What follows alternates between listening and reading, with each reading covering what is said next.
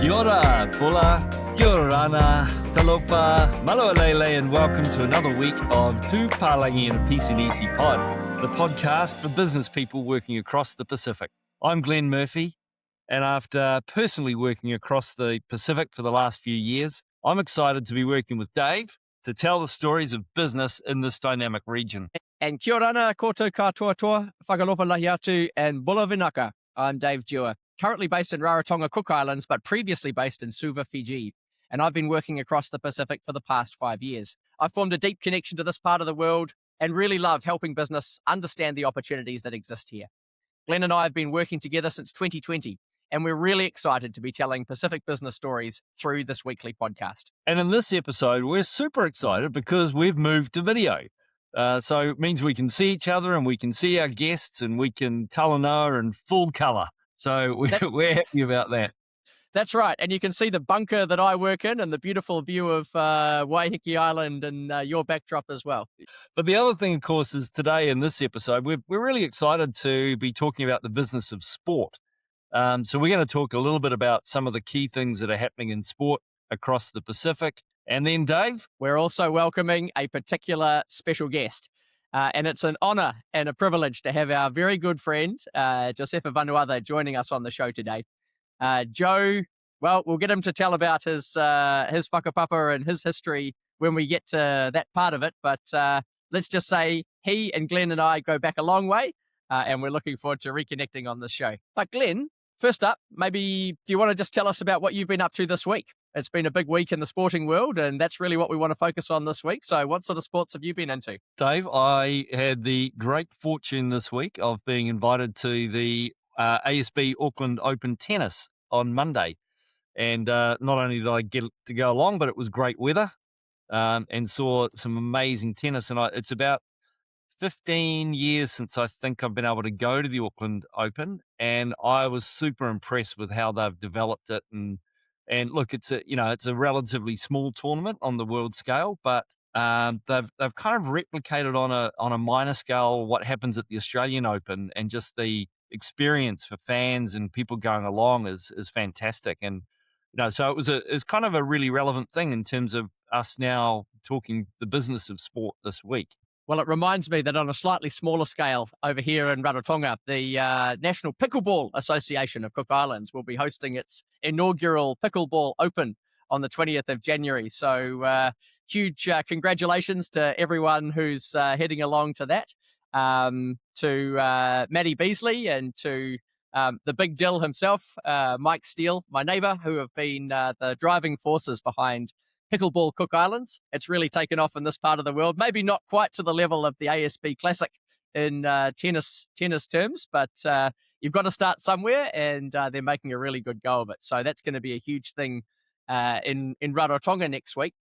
But also turning to Fiji as well, there's been some huge sporting activity there, because at Lawanga Park in Singatoka this week we've had the Coral Coast Sevens, and for those who might not be aware, this is really up there with one of the top sevens competitions in the world. So it's not part of the international sevens circuit. However, it's probably, and I might turn to Joe for this as well quickly, it's the premier sevens competition in Fiji, with teams from across the country and across the world. And there have been a few upsets this week, haven't there, Joe? Yes, I mean, with the $50,000 prize, I guess all the teams are really competitive.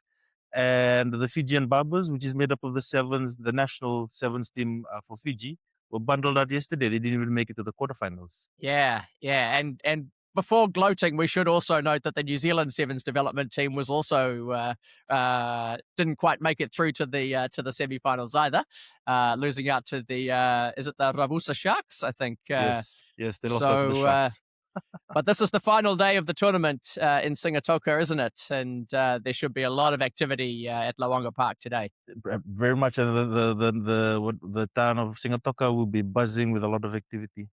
Dave, I think the other thing this week, of course, has been the massive news here in Aotearoa, New Zealand, about the resignation, shall we say, of Scott Robertson from his role as All Black coach. And of course, here in New Zealand, the changing of the guard for All Black coaches is a bigger story than the Prime Minister or the election. So, that's been a huge topic of conversation, obviously, in the media and with anybody you meet here in New Zealand this week. Yeah, absolutely, Glenn. I think you'll recall last week we actually mentioned big elections coming up across the Pacific, and of course we mentioned Fiji, and then one of our listeners contacted me to say that I'd actually neglected to mention another election that was coming up, which of course is the New Zealand general election later this year, so that's on me. But of course, as you say, politics is nothing compared to the politics of sport, and that news this week about Razor Robertson's departure is quite significant. He's a man that's very, very well known across the Pacific. He spent a lot of time in Fiji. I believe actually before he was appointed as coach, he was spotted at a couple of the Drua games. So maybe he'll be taking a bit of time out and heading across to Fiji again to see what's happening over there.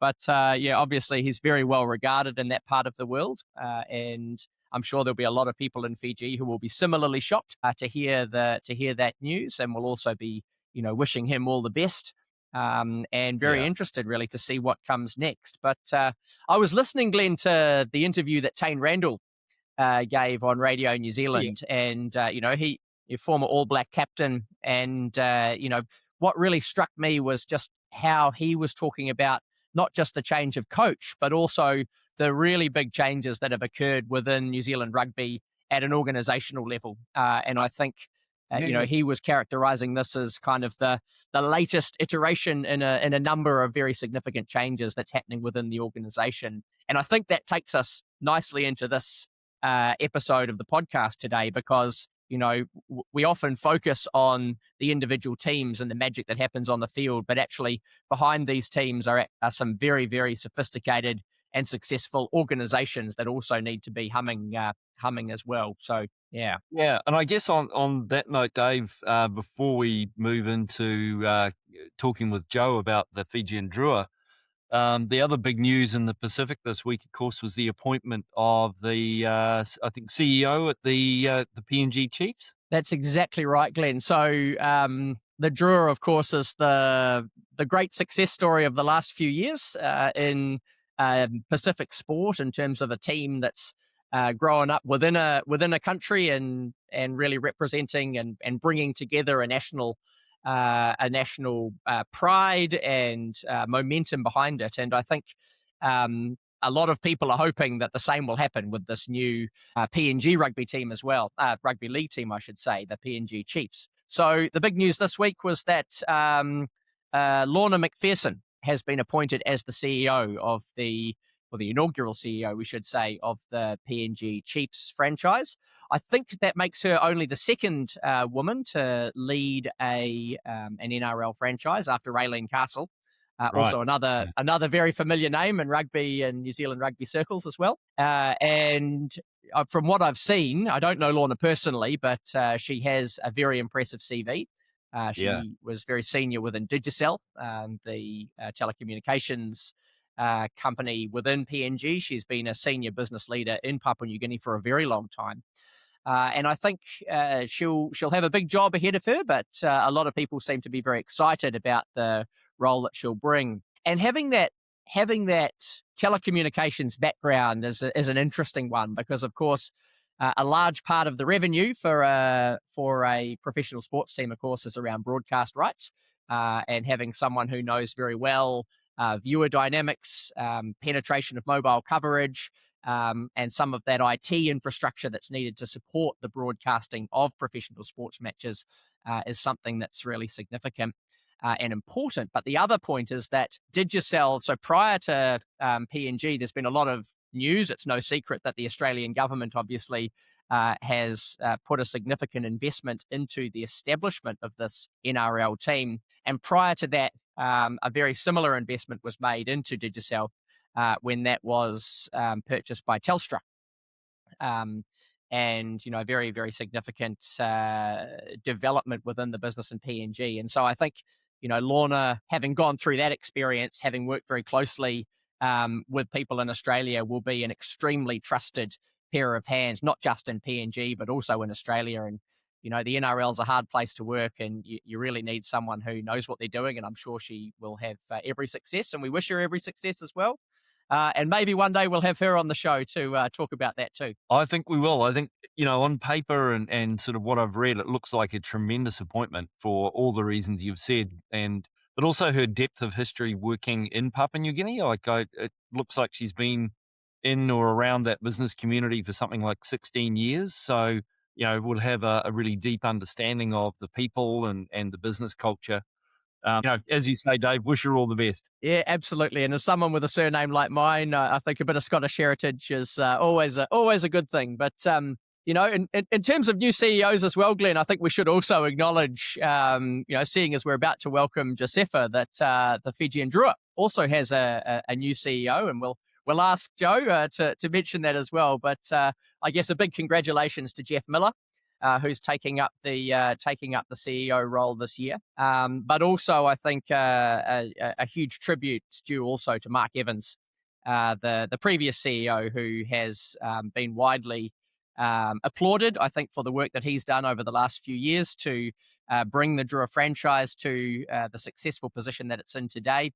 And I know when Mark announced his departure from the Drua, he's also had a large number of well wishers. And I had the privilege of meeting Mark on a number of occasions. He's a fantastic advocate and a huge champion for Fiji, for the Drua, and had a great pedigree in terms of his own leadership of franchises like the Melbourne Storm and other major kind of sporting businesses. So, Mark leaves a big gap, but also I think there's a lot of excitement around someone with Jeff's CV and experience and expertise and passion coming into the role too. Hey, without wanting to make this all about rugby, I thought it, and we have spoken a lot about that, and it's a really important part of the sports scene across Pacific. You mentioned pickleball, which is highly relevant, and I know our colleague Amir Bassoum will be very pleased about that. Being an aspiring Australian pickleball champion. But the other, I was talking to our other colleague Bella during the week, Dave, and she was mentioning that Tennis Australia are actually intending to do quite a bit in the Pacific. Sort of once they've gotten through the Australian Open, which is on now, they've got big intentions to really try and ramp up coaching and participation in tennis throughout Pacific as well, which I thought was really exciting news. Well, good on them. I mean, I think a lot of sports are waking up to the incredible talent that exists out in the region, but also I think the conditions as well are just so good for playing sport. And what I think you found is out in the region, and again, we'll probably get Joe to talk about this a little bit later on, but it's not just an incredibly talented player pool, but an extremely passionate supporter community as well. And I think, you've got smaller populations, but just the spectacle of people coming along to support, getting behind kind of whatever sport's going, it's incredibly popular. And that, of course, plays into a really impressive broadcast spectacle, which in turn electrifies the audiences back home. So, no, we'd love to see a bit more tennis out in the region. And I guess while we are on other sports as well, we should also note that the new round ball competition, the Oceania Football Confederation, is also just days away from kicking off. I think the first match is at Eden Park, or there's a big launch ceremony at Eden Park in this weekend, perhaps. And that's going to be another big development for the region. Again, Fiji, a lot of talented players within the Fijian community. Roy Krishna and others, big names in Australian and Pacific football. And I'm sure we're going to see plenty more of these, undiscovered names coming out into public prominence with that competition developing across the region. Cool. Well, on that note, we talk round ball. Now let's talk the oval ball again, and let's actually move on to our talanoa with our good friend Josefa. And, it's January, but the Super Rugby season isn't too far away. I think we, typically kick off sometime in February. And, of course, we hope the Drua go fantastically well on the field this year. But in this podcast, we're all about talking business. So we really want to get into what the business side of the Drua is all about. So let's get into to this talanoa with a bit of your background, Josefa, and you look a big welcome, a big Vanuaca to our podcast. It's terrific to have you join us, and we really appreciate it. But maybe if we just start with a bit of your story and kind of what's your background and how you came to be in the role you're in and exactly what that role is. Thank you, Glen. Bulvinaka gentlemen. Kia ora to you both. Thank you for having me on your podcast. Look, a little bit of my story. I am a Fijian man from Suva. I was born and bred in Suva and lived my whole life in Fiji. The journey to where I am at the moment took many twists and turns. I did not start out in a sales position. I actually am an accountant by qualification and by profession. Did that for a few years, and I guess fate led me into other things. So I went into development and did it, I think, about 3 years there. And then I stumbled into trade, where if no one knows, as David mentioned, we go way back. I then went to work for New Zealand Trade and Enterprise, where Dave was my boss, and Glen was Dave's boss. So he was the big boss. The boss on level. Boss on level. And, it was a great run. But 3 months into that role, I actually got a call from a former colleague from Fiji Airways when I worked at the airline, and Shane Hussein. And he basically gave me an opportunity to come and join the Fijian Drua. And just for the appreciation of the listeners, for someone who was born in the 80s, late 80s, and lived through the 90s when Super Rugby was launched in 96. I saw the likes of Troy Livindiri, Marika Vunibaka come through, and I always wished I could play rugby. I never got to do that, but to be able to contribute and be part of Super Rugby in some way, shape, or form, I couldn't give up that opportunity. And so 3 months into my role with NZT, I got the opportunity to go through the process, and then I landed the job of being head of sales. And look, the journey has had its up and downs. I now look after the sales function of the Fijian Drua, which is an interesting function of the business. And we look after everything. So my colleagues like to say our job is to ensure that everyone gets paid. And that is a big responsibility on our shoulders. And so we're always looking ahead to see that the business or the club always has money in the till to pay for the enormous expenses that we have. Yeah, well, Joe, maybe tell us a little bit about that, because I think, for many people who watch rugby, and there'll be a hugely passionate community that tunes in, every week to watch certainly the Drua play. But many probably aren't aware of just how it's funded, how it runs as a business, how it makes money and generates sustainable revenue to pay those players and to fund the travel and all of that. So what does it look like as a business entity? What's the shareholding and the revenue streams that you look after? I mean, so when we started in 2022, we did get a lot of help. And a lot from our funding partners from New Zealand, Australia, to name a few. And then before that, it was 100% owned by the FRU Trust. And then I want to say in 2023, there was an equity buyout by the Fijian government. So currently, as we stand, the Fijian government owns 51% of the Fijian Drua, and FRU Trust owns 49% of the Fijian Drua. In terms of the sources of revenue, about upwards of 80% of our revenue comes from sponsorship at the moment, and the rest is made up of the ticket sales from our home games and other ancillary revenue that we make. So, for example, we do something called one match auction. So the match shirts abroad, and we make some money off that. But the majority of our income comes from sponsorship, and so sponsorship has been a big part of that. We are evolving, so we are into our 5th year now. In the beginning, the strategy largely was to get the name out there. And if you look at our fans, while we've always wanted a team in Fiji, they haven't matured yet to this type of an enterprise. And so when we introduced home games, there was an uproar with the ticket prices. And it was very hard to convince fans to buy tickets. And in 5 years, we have not changed those ticket prices. We've kept it the same because of the fan profile. And when it comes to broadcast, you mentioned broadcast rights when talking about PNG Chiefs. We've kept it largely free. we sell the rights and we make the income upfront, and we make nothing else from advertising or streaming income. And that was from year 1 to year 4. In year 5 now, we're sort of pivoting now, and we're introducing a new revenue structure, a hybrid broadcast, and it favors us in a few ways. So free to air is still there. That allows our fans to still, who cannot afford the internet and cannot access the platforms, they can still watch our games on free to air. But we're introducing this new streaming product with Vodafone. So we call it Vodafone Play. You download the app. Every sign-on to watch, for $2, you get to watch one game of the 14 games, and we earn $1 from that. And so we're pushing people who cannot go to watch the games. And this is another way fans can support us. And we're hoping that that will bring a new fund revenue for us. Can people watch that outside of Fiji? It's geo-fenced, so you have to be in Fiji to watch it.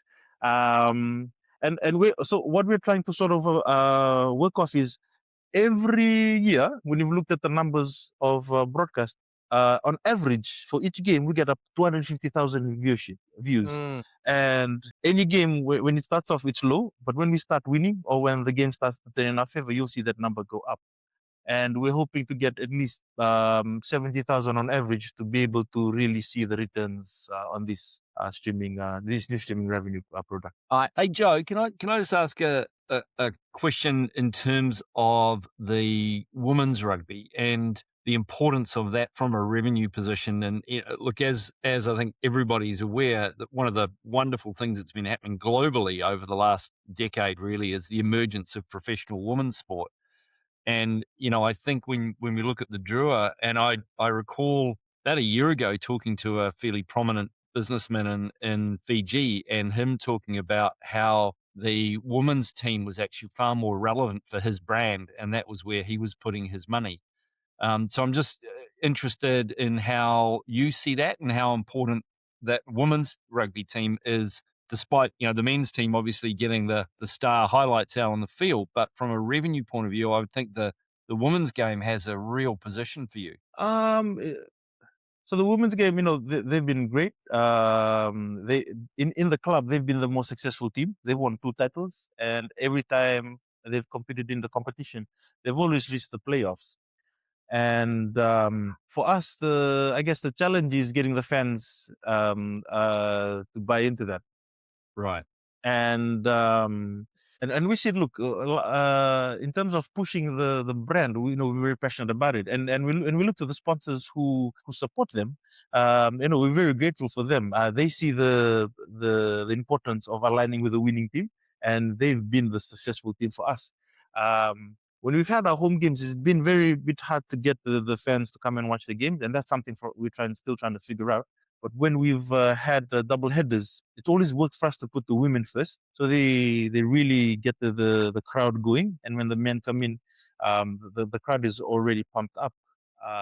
But from just a selling point of view, just to sell the product, it's been a challenge just for our home games. Yeah. But you have had, as Glenn mentioned, some really loyal sponsors, and I think certainly he probably won't mind us mentioning, but people like Stanley Raninga, general manager of Rooster Poultry, who is a real champion of women's rugby, and in Fiji, he's got some wonderful daughters that he's very proud of, and also he's just a huge champion of his own workforce, but also I think the development of women's rugby. And I remember talking to him early on about how, as Glenn said, it was almost a no-brainer for his business to put their hand up to support that winning franchise, but also if you think about the product that they make, it's something that really resonates with a lot of the female fan base as well.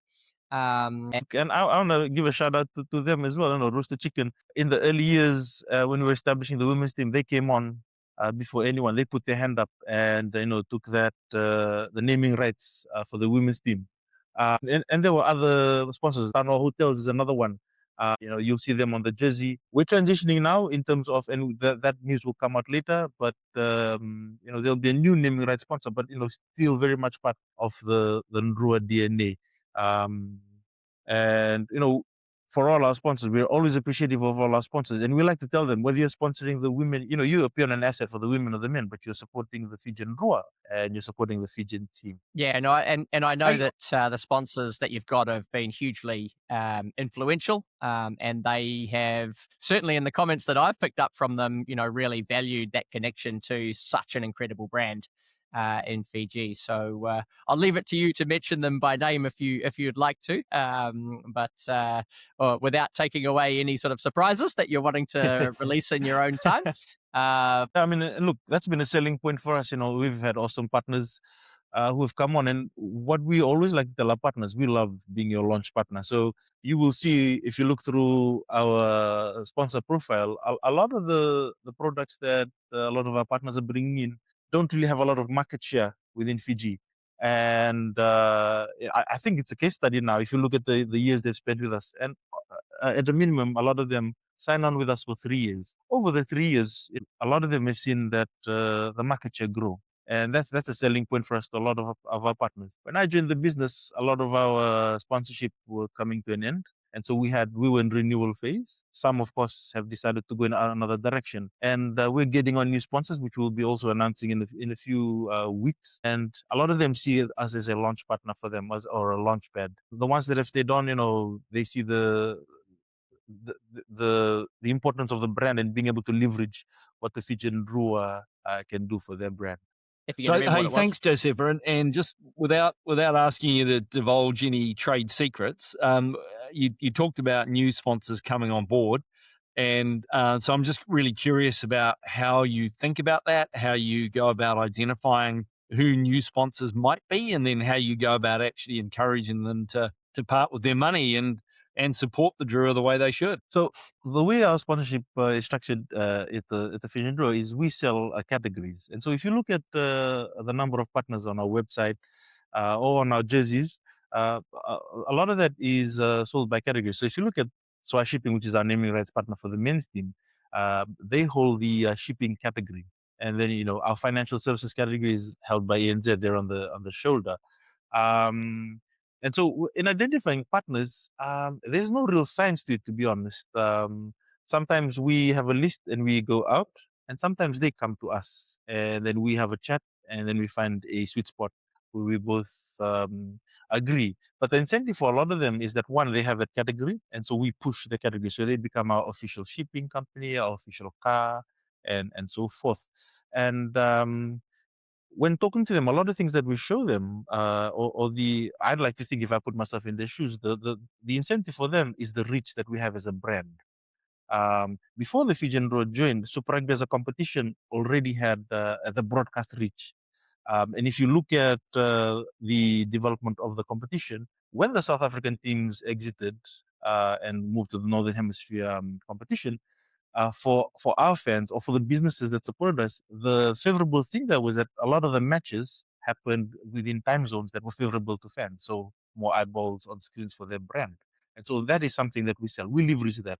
That's for the international, for businesses that have an international facing market. For the businesses that have a local customer base, we look at the viewership. So, at least 250,000 viewers watching our games on live stream. And at any one time, we have about 650 articles that go out within the season. And if you look at the mantra that we've sort of adopted, my boss Shane Hussein took this from a movie, and it's called Everywhere, Everything, All at Once. So we want to be in your face all the time. Whether we're in season or out of season. And you'll see that in terms of our media team. And I'll shout out to our media team headed up by Angel Lal. You will see in the season, we're always there because we're relevant. But to keep relevant in the off season, we pick up anything. So if we have a Fijian Raw player who's been signed by a big club, we mention that. And so that adds into our reach for the sponsor. So when the sponsor comes on, they know exactly what they're putting. Yeah, well, you'll be pleased to know that now with our new video format, people who are tuning in can see that I am actually wearing a Fijian Drua shirt. Just on the, we've talked a bit about the sponsorship aspect and just that incredible value of the Drua brand. And I'd be interested, I'm sure you've done some internal valuation about, just what that brand is worth. and Yes. it must be very significant. But what about the merchandise element to it? Because that's obviously a very visible part of how the brand is communicated around Fiji. And so the merchandise right now, we signed with New Balance. In terms of the distribution of the merchandise, and being a young club, a new club, I shouldn't say new, we're a young club. We are actually partnering with Jaxo Fiji, so we leverage the infrastructure to distribute that merchandise locally. They also run our online store, so if fans buy online, it's actually being run by their wonderful team over there.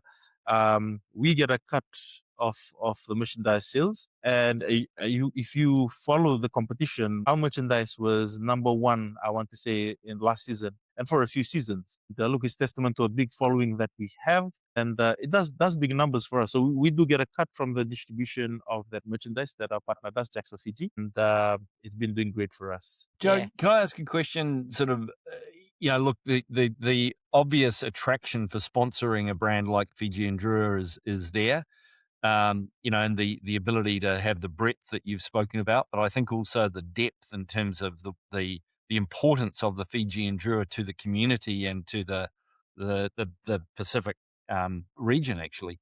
But to what degree do you help the sponsors track the value of their sponsorship? Because ultimately, while it's lovely, this is business and people are wanting to make sure they're getting a return. So how do you help them do that? One of the ways which actually we started doing last year when I joined was establishing the valuation of the sponsorship. And so we use a methodology that looks at cost per viewership. We look at the broadcast viewership. When we get those numbers, those are vetted numbers. And then we match that up against their sponsorship, depending on where they appear, whether they appear on broadcast. And all of them would be on broadcast, whether they're on LEDs or on our signages. We allocated a percentage. And one thing we've shown is that the valuation is actually higher than the investment that they've made. And it actually helped with the renewal of one of our sponsors. They specifically asked for that valuation report, which we'd never done before, and we did that for them, and they actually came back on. And so that's one way that we show them the return on investment. And look, Glenn, to that question as well, I keep going back to the fact that we're a young club, and so a lot of these things we're finding out as we go. Um, a lot of the sponsors were locked in for 3 years, and so when I came in, they were either considering whether to renew or not, and so we had to do a lot of these exercises of finding out that valuation and showing them the return on investment. Hey, Josefa, just before we close up, you talked a little bit about the hybrid streaming and that sort of thing. Just if you look ahead for 2026, big season ahead, not far off launching in terms of the on-field stuff. Are there any other initiatives in this coming year which are new or different that you'd really want to highlight that you'd want everybody to know about in terms of the Fiji and Drua? Yes, there's a few, and I want to plug the very first one is that Vodafone Play. If you're a fan that's living in Fiji, I would encourage you download that. It's a new fan experience. You can watch the game right on your phone.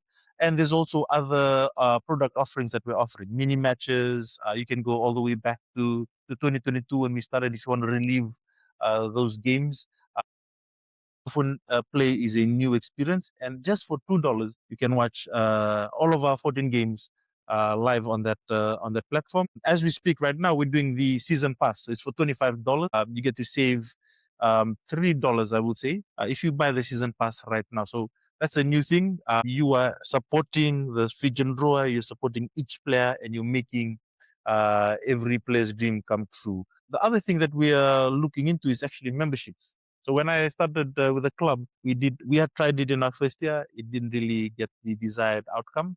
So we're trying it again. We're actually trialing it in New Zealand. So the Fijian Drua are facing the Chiefs in Hamilton for their first trial game. And don't tell Glenn that. He'll be terribly conflicted. We are selling, it's a limited membership. So for the first 100 members, or 100 New Zealand, you get it's a non-ticketed membership, and you get some merchandise. You get a special access for that membership. And so we're testing that. If this works out, we're piloting it. We'll move to other regions in Australia and America. And so what we're trying to do is to tap into the diaspora market.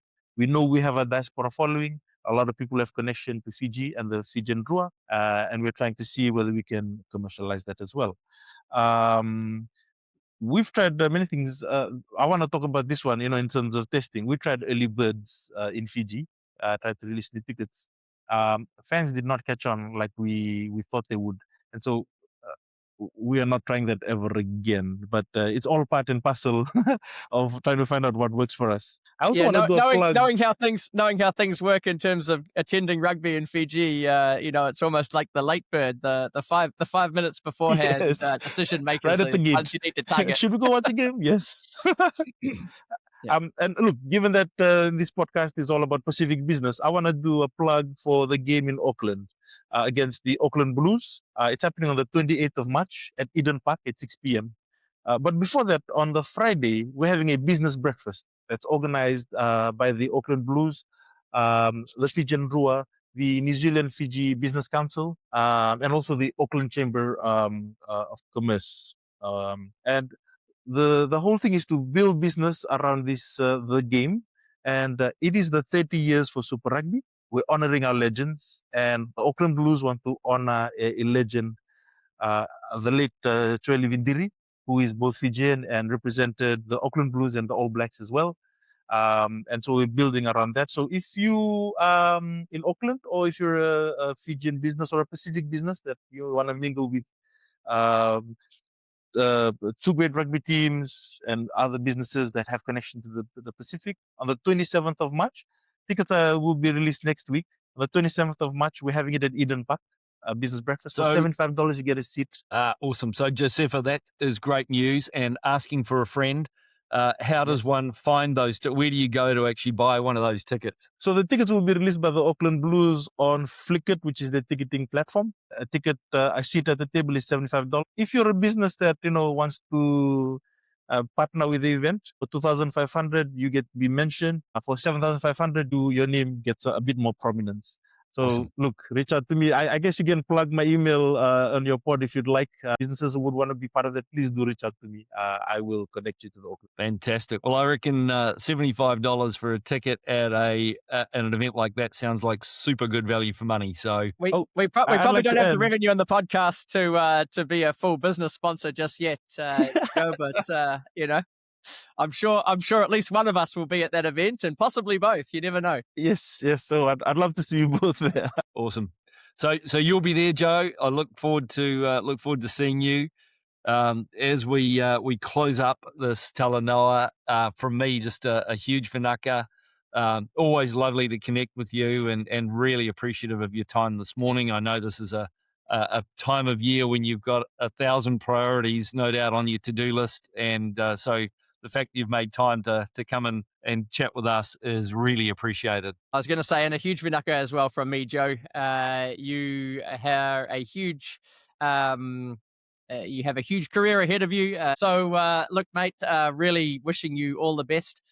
For those on the show listening in who aren't aware, Joe's actually recently had a third child. So he's a very, very busy man at the moment, and a very busy family. So we thank you to also the Vanuaca family and whānau for letting Joe away to come and talk to us on a Saturday morning his time. And really, really looking forward to following the Drua this year. As you say, huge year for Super Rugby.